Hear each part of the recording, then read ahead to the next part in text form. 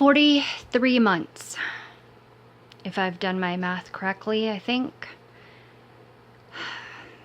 But who wants to keep track of a horrible anniversary like the day that your child was abducted, the last day that you've ever got to hug and kiss your child? And nobody gives you any answers why. The monsters in power just keep pretending that I don't exist.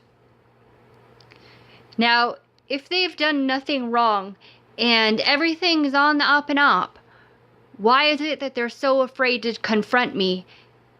And why is it that they can't answer any of my questions? Clearly, they have something to hide. And the sad thing is they're getting away with it just because I don't have the money to hire the right kind of lawyer. Because legal aid has said that MCFD has fucked up this case so severely that it is so damn complicated that they can't help me. So because I'm not rich, I am getting fucked. And my child is being abused every day.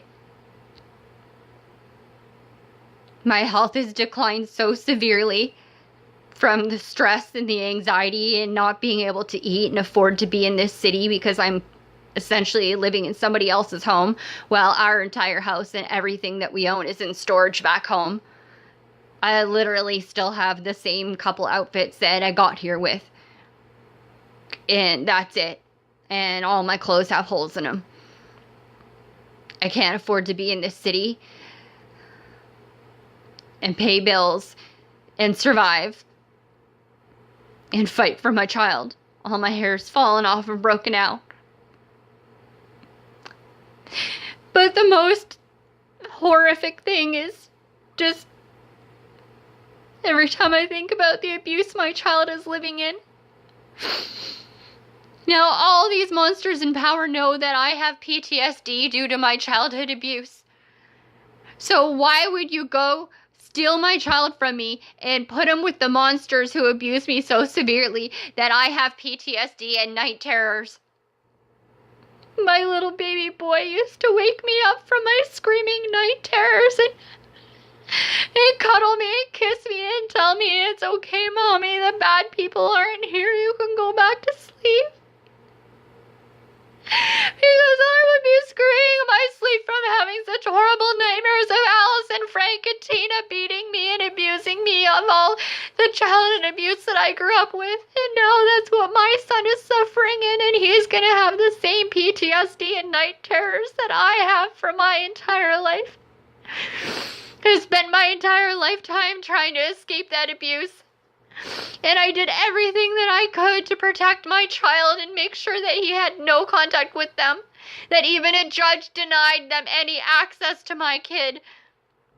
Yet some fucked up social worker thinks they know better than a judge and steals my child with no reason given except that Alice has concerns. Well, that's not a legal reason to take a child. And now Alice, the Wicked Witch of West Vancouver, has my son and is abusing him and conning him. She's the greatest con artist ever. Like, she constantly gives you her "wouldn't you rather" comments. Wouldn't you rather live in West Van and live in this nice house and have all these toys and go on trips with us? Isn't this a better life than what your mom gives you? Didn't your mom do these things for you? What kind of mom is she that she didn't do these things for you? You mean she didn't buy you these toys and she didn't take you to the movies every weekend and she didn't take you to restaurants every day? Like, this is how she talks. That she would make you think that everything that she does is the right way. Just like her cousins who live in Coquitlam, she used to badmouth them and say to us, "Why would they want to live in Coquitlam when they can afford to live in West Van? I mean, what's wrong with you? If you can afford to live in West Van, why wouldn't you live in West Van?" Like, just everything with her has to be her way, otherwise it's wrong. And that's how Austin was conned into having his hair cut off too, because he loved his hair. And he never wanted his hair cut. And now they've forced him to cut off all his long, beautiful hair. and to hate himself the way they taught me to hate myself. I have unlovable tattooed on my wrist because of this abuse from these monsters. And the day that you forced my child to live with those monsters is the day that he became unlovable too. That's what you want for my child? To feel worthless and think that he's not capable of doing anything and succeeding in life because he has Alice's voice in his head forever calling him a loser and telling him how stupid he is? Because that's what she does. She beats you down for hours and hours and hours with her words, screaming at you. And if you sit there and tune her out and try to pretend it's not happening, she then screams at you how you're a sociopath because you have no reaction. See, only a sociopath would sit there and not be crying right now. You show no emotion. You're not capable of any emotion. There's something wrong with you. When all you're trying to do is just tune it out and survive and get through it. Because you can't argue back with her.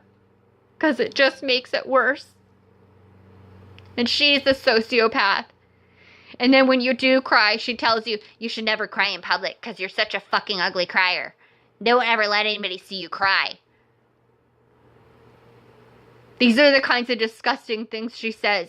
And then she tops it all off with how the biggest mistake she ever had was having kids because she hates kids and they ruined her life.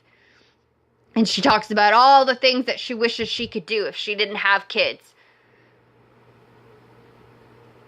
And this is the abuse that my child is living in. She doesn't even want him. All it is a power trip to try and prove that she's right and I'm wrong. This is punishment to me because I escaped her abuse. And now my son is suffering. And all of you cowards are sitting there doing nothing. Instead of standing up for the truth and getting my child somewhere safe.